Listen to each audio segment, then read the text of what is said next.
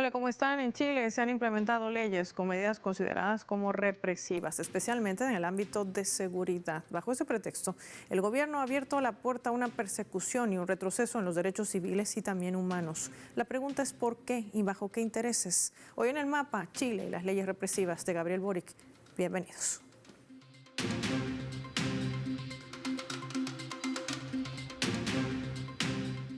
Por esta razón vamos a desplegar nuestro mapa y revisar algunos datos claves para poder entender de qué va este tema. Chile, las leyes de Gabriel Boric. Vamos a desplegar el mapa mundi, vamos a identificar con los colores de su bandera a esta nación suramericana, la República de Chile. Hay que decir que durante el gobierno de Gabriel Boric, al que ven en nuestro mapa, se han aprobado más de 300 leyes en casi 3 años de gestión. Algunas de ellas han sido catalogadas como represivas.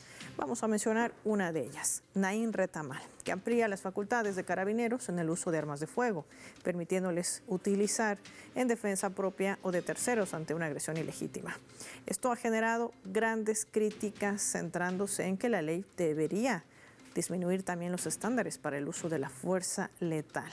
La ley antiterrorista, otra de ellas, que redefine el delito de terrorismo y moderniza la persecución penal, ampliando las herramientas a disposición del Estado para combatir el terrorismo, lo cual podría afectar también a las comunidades indígenas y activistas sociales. Otra de estas leyes, la ley anti-Tomás, que consiste en endurecer las penas contra las ocupaciones ilegales de territorio o edificios, lo que ha llevado también al incremento de desalojos forzosos donde se encuentran inclusive familias vulnerables. Vamos a ver cómo se está desarrollando también estas leyes. El gobierno ha tomado otras políticas y acciones catalogadas como represivas, como lo es la militarización en la región de Gualmaipú, lo que implica la presencia de militares, el uso de fuerzas especiales, todo esto para controlar el territorio. A ello deriva también la criminalización hacia líderes sociales, hacia la protesta, con el justificativo de la implementación de seguridad en ese país. ¿Hay movilizaciones en rechazo a todo esto? Sí. Una política también de reforma constitucional que no ha surgido a raíz de esto, lo vamos a analizar con nuestros invitados para poder ver cuál es el alcance de estas normativas, por qué se habla de represión, por qué se habla de estas leyes de más de 300 que han sido aprobadas en el gobierno de Gabriel Boric y sobre todo, bajo qué intereses.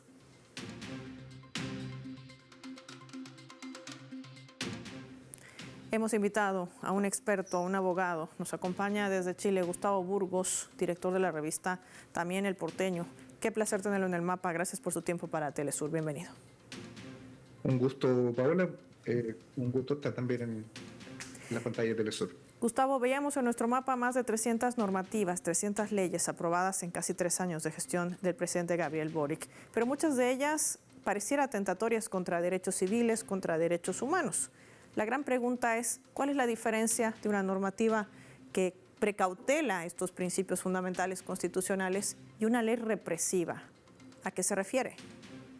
Bueno, lo primero que es necesario señalar es que a nivel político en el país el gobierno ha confundido, y esto quedó claro en la última cuenta que rindió el presidente de la República ante el Congreso Pleno el pasado 1 de junio, confunde la seguridad con la represión. Como ya ustedes lo analizaban en la presentación del tema, este gobierno no puede sino ser catalogado como un gobierno que ha sido convocado para realizar una labor contrarrevolucionaria, una labor contra el estallido de octubre del año 19, y en consecuencia se jacta precisamente y esto lo han señalado no solo el presidente de la República, sino que algunos de los candidatos en las primarias presidenciales que tienen lugar actualmente, se jacta precisamente que durante este gobierno han logrado doblegar la capacidad de movilización popular. Entonces, lo primero que habría que definir es que este es un gobierno que no tiene características democráticas, que su ideario no es un ideario democrático, es un ideario dictatorial, y en el que están en juego dos cosas. Por un lado, la confusión entre el concepto de seguridad, que lo confunden con el de represión. Cada vez que hablan de seguridad están hablando de la represión, de la impunidad del aparato represivo, del abuso judicial y de la persecución política, por un lado, y por otro, cuando hablan del programa político, insisten majaderamente en que su política es una política de acuerdos, una política transversal, como a ellos les gusta llamar, que en definitiva es un eufemismo para ocultar que este es un gobierno de minorías al servicio de las minorías. Esto es algo indudable, esto no tiene ningún tipo de, digamos, de bemoles, del momento que la totalidad de esas 300 leyes que han aludido ustedes al comenzar este programa, se trata de una legislación que ha surgido de los acuerdos con la derecha pinochetista en el país.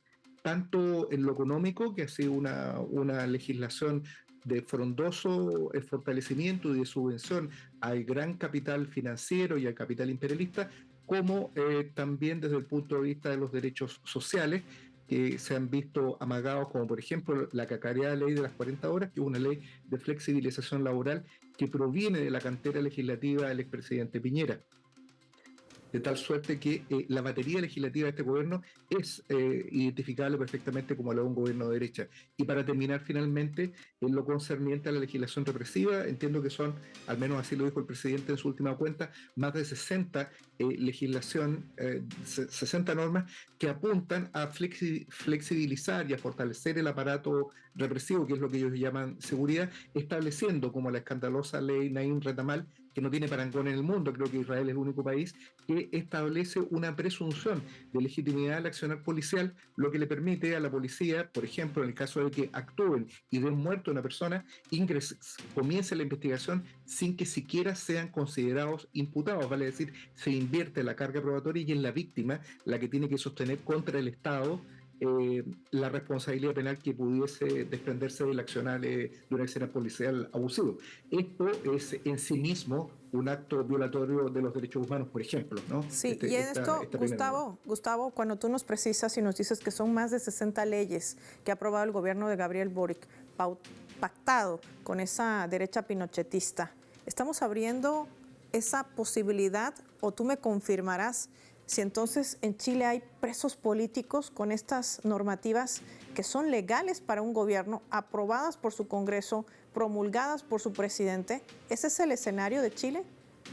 En Chile actualmente hay presión política, en Chile hay presos políticos, y el caso emblemático es el del legendario dirigente de la coordinadora Arauco Mayeco, dirigente mapuche, Héctor Yaitul Carrillanca, quien está condenado a 23 años de prisión y escúchenlo bien, que lo escuchen los auditores, por 5 delitos de opinión. Esgrimiendo una legislación de origen fascista que se originó en el gobierno de Ibáñez del Campo en los años 50, que es una legislación de claro contenido anticomunista y en el que lo que se castiga es el haber proclamado la independencia del pueblo mapuche. Estas declaraciones que fueron hechas en medios públicos, de manera pública, son considerados delictivos y es eso lo que tiene a un hombre de casi 60 años condenado a la práctica de por vida por 5 delitos de opinión. Esto es un caso emblemático, pero hay muchos casos más de una brutalidad judicial. Estamos hablando de condenas que superan fácilmente 40, 50, hasta 80 años en el caso de Francisco Solar, por delitos en los cuales ninguno de estos imputados han dado muerte a nadie, sino que muy por el contrario lo que han hecho es ejercer legítimos derechos de organización y protesta en el marco del conflicto social que tiene lugar en el país. Y yo quisiera añadir una cosa que a veces no ha sido suficientemente remarcado, y nosotros hemos tratado desde la revista El Porteño también de difundir esta idea, y es que aún más grave que la legislación antitoma, que es esta norma que crea el delito de ejecución permanente, que permite que en cualquier momento la policía arrase con alguna población irregular, con alguna toma, con algún campamento, como son llamados acá las poblaciones irregulares en Chile, es la reciente dictación de la llamada Ley Boric, que es la renovación de la ley antiterrorista, que es una norma que sanciona la militancia, condena la pertenencia a una organización que se proclame enemiga del régimen. Vale decir, formalmente, esto no es una interpretación, cualquier organización que pretenda un cambio en la estructura social, que pretenda la ruptura del orden institucional, no solo va a ser criminalizada por lo que haga materialmente, sino que la sola pertenencia a dicha organización supone pena de cárcel. Esto no tiene parangón prácticamente en ninguna parte del mundo democrático e instala un tránsito que es bastante, no sé si novedoso. En América Latina tenemos el caso de Bordaberry en Uruguay y tenemos también una situación similar con Fujimori en Perú, pero esto en Chile se ha transitado de una forma dictatorial de gobierno. No podemos considerar que el presidente Boris, que ingresó el 11 de marzo del 2022, sea el mismo que está saliendo y que va a salir el próximo año de la moneda. Durante lo que ha transcurrido este año, se ha instalado en nuestro país un estado policial que puede ser catalogado como una dictadura civil. Esta propia declaración que estoy dando yo, en tanto cuestiona la institucionalidad y plantea, y de quienes planteamos que la salida al conflicto social se da por la organización y se da a través de la movilización, está penalizado formalmente. Entonces, todos estos cacareos sobre la democracia que habitualmente el presidente de la República profiere en distintos foros internacionales, en realidad se contrastan con la conducta que ha tenido en el país y materialmente se inscriben con un alineamiento incondicional con los intereses del imperialismo y de las grandes potencias mundiales. Quiero agradecer al doctor Gustavo Burgos por habernos acompañado y explicarnos a detalle estas 60 leyes represivas que se han aprobado en el gobierno de Gabriel Boric, un gobierno que ha pactado con esa derecha pinochetista que está violando los derechos civiles y humanos de la población, donde hay presos políticos con condenas irrisorias, nos dice, bajo también la explicación legal que esto contempla en medio de esas normativas y con ese alineamiento. Pero ¿qué esperar de este Chile? De esto y más vamos a hablar al regreso. Gracias por su tiempo para el mapa de Telesur y lo hacemos revisando nuestra escala.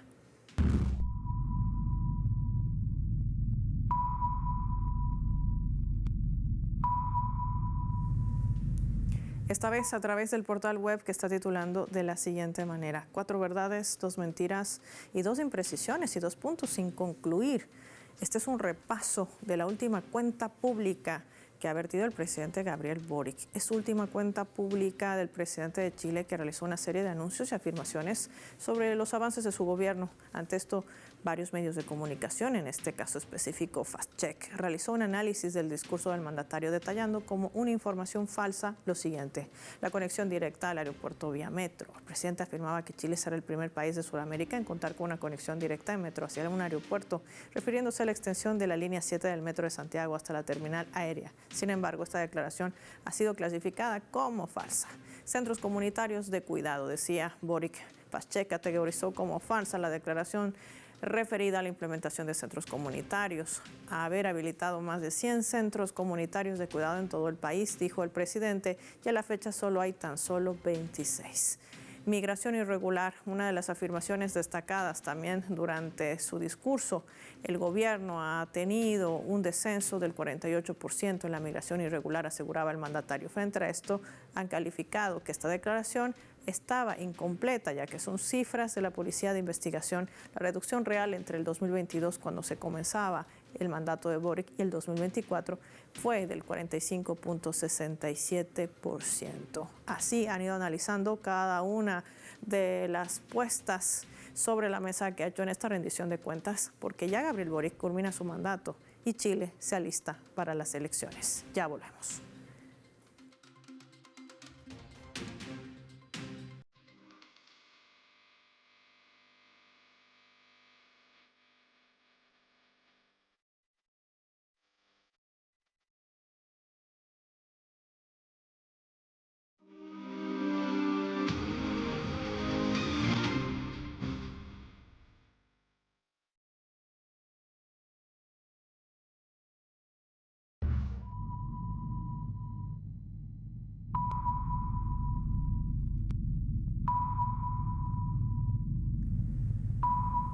Vamos a sumar otro elemento también para el análisis a través de la fotografía. Vemos de fondo a los miembros de los países del BRIC Plus. Así es, en un contexto de creciente expansión y con expectativas también del desarrollo de lo que va a ser justamente esta cumbre que se va a celebrar en Río de Janeiro el 6 y 7 de julio, con mayor cohesión y eficacia en el funcionamiento tras su reciente ampliación, ganando relevancia como un espacio de articulación entre potencias emergentes y países en desarrollo. Ante esto, el presidente Luis Ignacio Lula da Silva extendió una invitación a Chile para participar en la reunión a lo que la subsecretaria de Relaciones Exteriores, Gloria de la Fuente, respondía que su país vería con buenos ojos el ingreso de Chile, destacando además la relación estratégica con Brasil y los buenos vínculos que mantiene con la India. De este escenario vamos a hablar con nuestro siguiente invitado.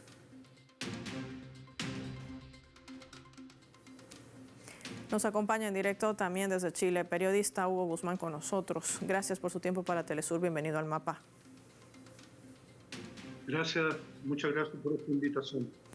Hugo, estábamos hablando de estas 60 leyes aprobadas en el gobierno de Gabriel Boric. La mayoría de ellas, o todas estas, las 60, hay que decir con precisión, son represivas, violentando los derechos civiles, los derechos humanos de la población, sobre todo de aquella población indígena mapuche. ¿Qué representa dentro de la política exterior de un país que se jacta de tildar a otros de dictadura, de darle recetas democráticas y de cómo deben encarar sus elecciones? Pero un país que además está en el ojo del huracán, pero empañado también por los organismos internacionales y la propia comunidad internacional. ¿Qué intereses se barajan en todo esto cuando de por medio podría tener quizás un alcance más directo con el gigante asiático que por cierto, mantiene una balanza comercial muy interesante, pero no se acerca más? Pretende seguir los pasos de un Estados Unidos que sigue jugando, por ejemplo, una guerra arancelaria. ¿Cómo analizar este contexto y estos datos? Bueno, partamos diciendo que en realidad lo que está ocurriendo en Chile, y en eso han habido cambios muy relativos, es que estamos en una situación deficitaria respecto a los derechos humanos. Tal como ha señalado y escuchaba el invitado anterior, durante estos años han habido las emisiones de de una agenda legislativa que la verdad está marcada por la represión, el autoritarismo, la discriminación, etcétera, ¿no? El reforzamiento de una ley antiterrorista, las reglas de uso de fuerza, las leyes que contribuyen al actuar represivo de las distintas policías, el estado de excepción en el sur, en la zona mapuche, y bueno, la permanencia de detenidos indígenas y también de jóvenes o personas que participaron en el estallido social. A esto habría que sumar que finalmente no se llevó adelante lo que se habló de la reforma de las policías, que podría haber tendido, eso se decía, a cambiar un poco el carácter de la actuación de carabineros, de la PDI y de Gendarmería.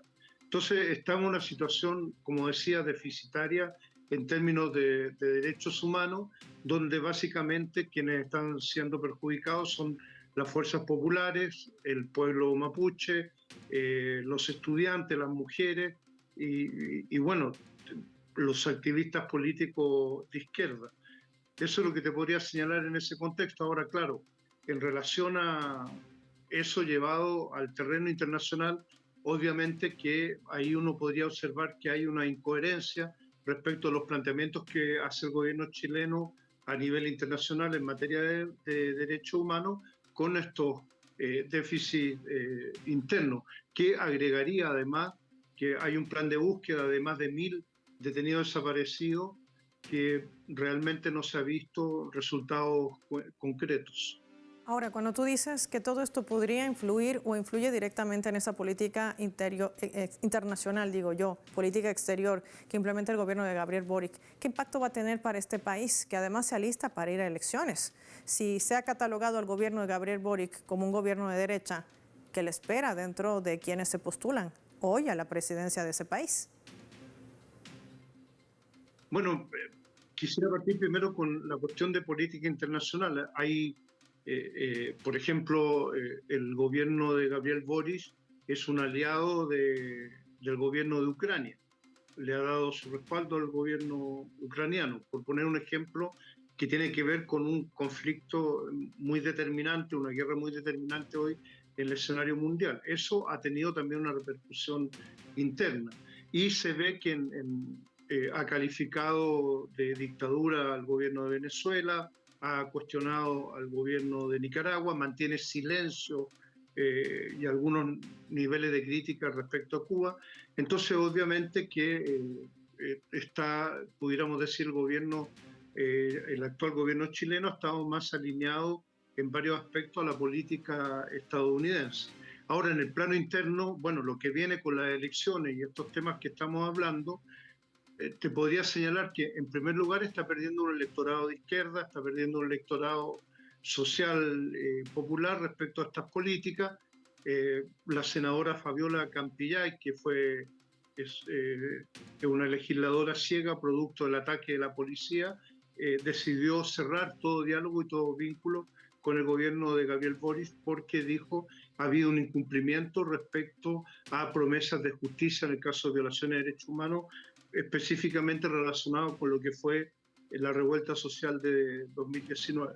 Entonces estos son factores que evidentemente van a influir en el proceso electoral que se va a realizar en noviembre, y termino diciendo que no es gratuito que los medios de prensa hegemónicos, cuando le preguntan a los candidatos presidenciales de derecha, socialdemócratas o progresistas, prácticamente no abordan este tema de los derechos humanos, a pesar de que, como tú señalabas, Paula, sí empiezan a preguntar de los derechos humanos en otros países, pero no abordan el tema de los derechos humanos internos acá en nuestro país.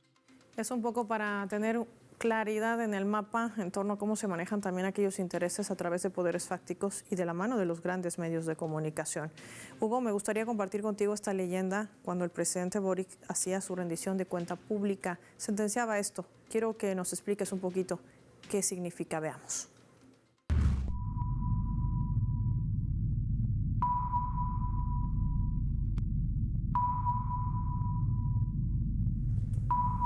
Vamos a colocar en la pantalla del mapa lo que decía el presidente de Chile, Gabriel Boric. Ahí lo tiene. Este gobierno será recordado en el futuro como uno que logró canalizar institucionalmente y con resultados concretos, decía el presidente chileno. Hugo, ¿cómo leemos esta afirmación que hace el presidente de Chile en medio de esta polémica y también una controvertida explicación de estas leyes represivas, el retroceso en derechos civiles, derechos humanos, una alineación directa con Estados Unidos, sus vínculos con Ucrania, pese a haber retirado a aquellos expertos militares de Israel, pues han sido cómplices del asesinato de más de 20,000 niños palestinos? ¿Qué nos dirías? Bueno, yo te podría decir que está muy en discusión los logros que se están planteando y, como tú decías, son controversiales. Aquí, por darte un ejemplo, se está hablando de algunos aspectos laborales, se está hablando de algunos aspectos sociales, pero hay muchos cuestionamientos respecto a la realidad de las cifras. Realmente, mira, este gobierno, el presidente Gabriel Boric planteó que Chile sería la tumba del neoliberalismo. Bueno, eso yo te diría que sería la respuesta más precisa y más concreta. No ha sido la tumba del neoliberalismo, sino que ha sido la continuidad de políticas neoliberales y que en algunas ocasiones se presentan como políticas socialdemócratas, pero cambios estructurales y realmente transformadores no han ocurrido. Claro, se señala que no ha habido mayoría en el Parlamento, pero en contraste a eso se ha planteado que, bueno, que el gobierno debería haber actuado con más convicción respecto a cómo poder avanzar en materias sociales, etc. Entonces, yo te diría que sí, que es una cuestión controversial, pero en lo estructural lo sintetizaría en eso, que la promesa fue que que Chile sería la tumba del neoliberalismo, y estamos muy, muy lejos de que eso realmente haya ocurrido, y las reformas estructurales tampoco avanzaron en la medida que se quería. La reforma previsional, un punto clave de la reforma previsional es que se tenía que terminar con la industria privada monopólica de la seguridad social. Eso no ocurrió. Entonces, evidentemente que el balance es crítico, el balance es deficitario. Quiero agradecer como siempre a Hugo Guzmán por habernos acompañado hoy en el mapa y haber compartido su análisis y los criterios que hacen de este gobierno de Chile uno de los más represores de la historia democrática en ese país. 60 normativas que golpean los derechos civiles y humanos en esa nación suramericana. Gracias, Hugo, por tu tiempo. Vamos a finalizar el programa y lo hacemos revisando nuestros vectores.